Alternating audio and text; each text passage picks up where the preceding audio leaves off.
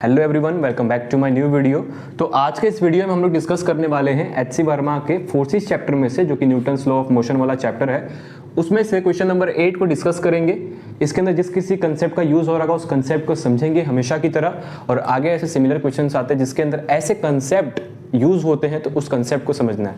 हमेशा कहता हूं, अगर आप कोई भी क्वेश्चन सॉल्व करते हो ना, तो उसमें से कुछ ना कुछ सीखने को मिलता है कि हाँ, मैंने ये चीज यहां से सीखी है। उस चीज को एक नोट में नोट कर लिया करो, अलग से एक नोटबुक में उस चीज को नोट कर लिया करो कि इस चैप्टर में एक ऐसी भी चीज थी जो कि मैंने इस क्वेश्चन से सीखी। उस चीज को, उस कंसेप्ट को नोट कर लिया करो, काफी हेल्पफुल होता है जब आप एंट्रेंस एग्जाम की तैयारी करते हो। तो यहाँ पे अभी आप देख सकते हो कि मैंने एक डायग्राम बनाया है। एक्चुअली मैंने ये डी-रॉक बनाने की कोशिश करी है, डी-रॉक, ड्वेन जॉनसन, मालूम होगा आपको। तो मैंने इनका डायग्राम इसलिए बनाया क्योंकि ये बाल नहीं रखते हैं, ठीक है। और मैंने इनका एग्जांपल इसलिए लिया क्योंकि ये बहुत फेमस पर्सन है, और फेमस पर्सन को अगर मैं क्वेश्चन में डाल देता हूं तो वो क्वेश्चन के कंसेप्ट आपको क्लियर हो जाएंगे, या फिर इतना तो समझ में आ ही जाएगा कि इस क्वेश्चन के अंदर हमने ये एग्जाम्पल लिया था तो उसके अंदर चल क्या रहा था, वो सारी चीजें आपको लॉन्ग टर्म तक याद रहेगी, ठीक है। इस क्वेश्चन के अंदर बाल्ड पर्सन का ही बात किया था, इसलिए मैंने डी-रॉक का एग्जाम्पल लिया। चलो इस क्वेश्चन को समझते हैं, इस क्वेश्चन में क्या क्या चीजें गिवन है और क्या क्या निकालनी है। इस क्वेश्चन के अंदर गिवन है कि rain drops of radius 1 millimetre, rain drop है ये जो आप देख रहे हो, ये रेन ड्रॉप है हमारा, बारिश के बूंदे जो होते हैं। रेन ड्रॉप का रेडियस कितना है? 1 मिलीमीटर। तो यहां पे मैं नोट करते जाऊंगा, रेडियस कितना है? 1 मिलीमीटर, ठीक है। उसके बाद कह रहा है एंड मास 4 मिलीग्राम, इस रेन ड्रॉप का मास कितना है? 4 milligram, falling with speed 30 metre per second on the head of bald person. Falling with speed 30 metre per second, ये जब ऊपर से फॉल हो रहा है, गिर रहा है इस बाल्ड पर्सन पे, मतलब डी-रॉक के सर पे जब ये ड्रॉप गिरेगा तो उसकी स्पीड कितनी है? 30 मीटर पर सेकेंड, ठीक है। ये हमारी इनिशियल स्पीड होगी। इनिशियल स्पीड कितनी है? 30 मीटर पर सेकेंड। यहां तक समझ में आया आपको? Drop splash on the head and come to rest, ये ड्रॉप इनके सर पे गिरता है, उसके बाद स्प्लैश होता है और रेस्ट पे आता है। तो क्या मैं इससे ये समझ सकता हूं कि मेरी फाइनल स्पीड 0 हो गई? इनिशियल स्पीड कितनी थी? 30 मीटर पर सेकेंड, नीचे गिरा, स्प्लैश हुआ और रेस्ट पे आ चुका है। तो क्या मैं फाइनल स्पीड को 0 लिख सकता हूं यहां पे? बताओ। चलो आगे समझते हैं। यहां पे कह रहा है assuming equivalently that drops cover a distance equal to their radii on the head, जो भी ड्रॉप का रेडियस है उतना डिस्टेंस कवर कर रहा है। यहां पे गिवन है इस सेंटेंस के अंदर, assuming equivalently that drops cover a distance equal to their radii on the head. Drop का रेडियस कितना है? 1 मिलीमीटर। डिस्टेंस कवर कितना हो जाएगा?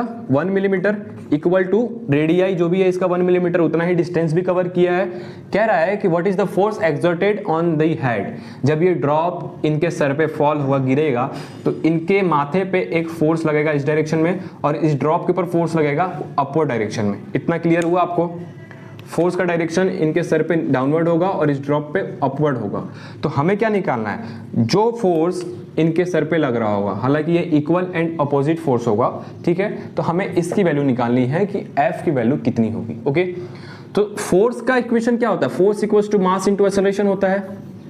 तो हमारे पास मास तो ड्रॉप का गिवन है, लेकिन एक्सेलरेशन मिल जाएगा तो हम फोर्स निकाल देंगे। इस चीज को समझ रहे हो आप इसको अप्रोच कैसे करोगे कि फोर्स निकालना है, force equals to mass into acceleration होता है। मास तो गिवन है ड्रॉप का, लेकिन एक्सेलरेशन नहीं गिवन है। तो एक्सेलरेशन के लिए क्या करोगे? एक्सेलरेशन के लिए हम यहां से जो भी डाटा गिवन है इसके हेल्प से हम एक्सेलरेशन निकालेंगे, ठीक है। तो एक्सेलरेशन निकालने के लिए सबसे पहले तो हम यूनिट को चेंज करेंगे। जैसे कि आप देख सकते हो यहाँ पे इनिशियल वेलोसिटी मीटर पर सेकंड में है, तो मास और रेडियस को मीटर और केजी में चेंज करना पड़ेगा। सो यहाँ पे रेडियस को पहले चेंज करते हैं। रेडियस क्या है? 1 मिलीमीटर। तो इसको आप जब मीटर में चेंज करोगे तो 10⁻³ मीटर हो जाएगा, ठीक है। ये हमने रेडियस को चेंज कर दिया। दूसरा क्या है? मास को चेंज करोगे तो मास कितना है? 4 मिलीग्राम है, ग्राम नहीं है, मिलीग्राम। कोई दिक्कत, सिर्फ और सिर्फ मैंने यूनिट चेंज करी है मीटर और केजी में, ठीक है। अब क्या करेंगे? अब हम इक्वेशन का हेल्प लेंगे, v² equals to u² plus 2as।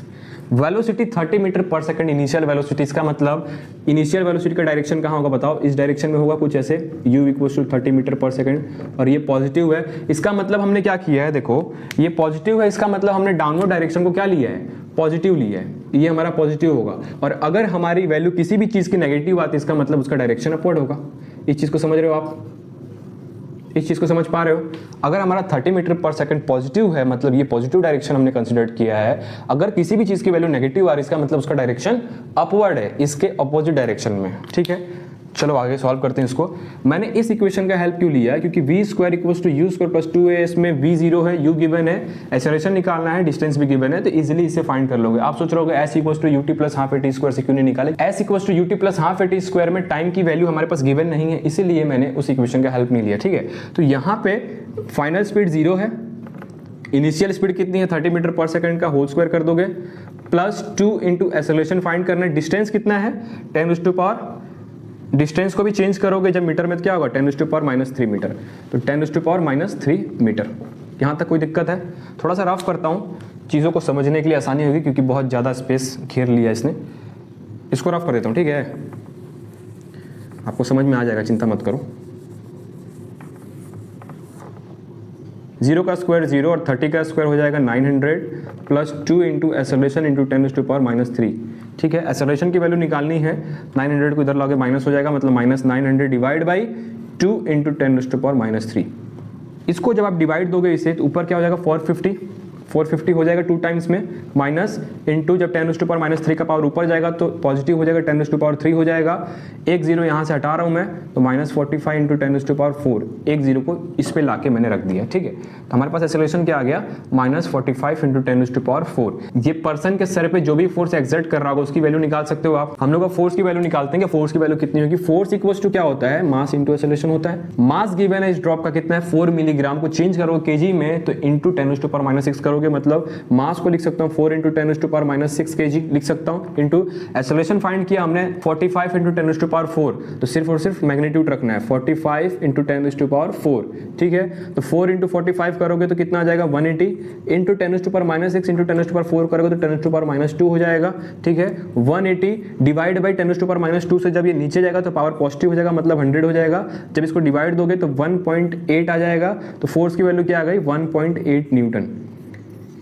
ये फोर्स की वैल्यू केवल और केवल एक ड्रॉप की है, मतलब जब एक ड्रॉप इसके सरफेस पे गिरेगा तो इतना फोर्स एक्सर्ट करेगा उसके सर के ऊपर। एक फोर्स की वैल्यू क्या आएगी 1.8 न्यूटन। तो जितने भी ड्रॉप गिरेंगे ईच ड्रॉप इसके सर पे फोर्स लगाएंगे 1.8 न्यूटन। इस चीज को समझा आपने? तो चलिए इस क्वेश्चन को थोड़ा प्रैक्टिकली समझते हैं कि क्या चल रहा है इस क्वेश्चन के अंदर। इस क्वेश्चन के अंदर मान लो ये रेन ड्रॉप है और ये बाल्ड पर्सन का सरफेस हो गया, मतलब अगर मैं अपने सर के बाल हटा देता हूं तो जो सरफेस ऊपर का होगा ना वो सरफेस मैं इसको मान लेता हूं कि ये मेरा सरफेस है। हम लोगों ने जितना भी कैलकुलेशन किया है वो सिर्फ और सिर्फ एक ड्रॉप के ऊपर कैलकुलेशन किया है, ठीक है। ऐसे ही बहुत सारे ड्रॉप गिर रहे होंगे तो एक ड्रॉप ने फोर्स लगाया 1.8 न्यूटन। इसी चीज को थोड़ा प्रैक्टिकली समझते हैं।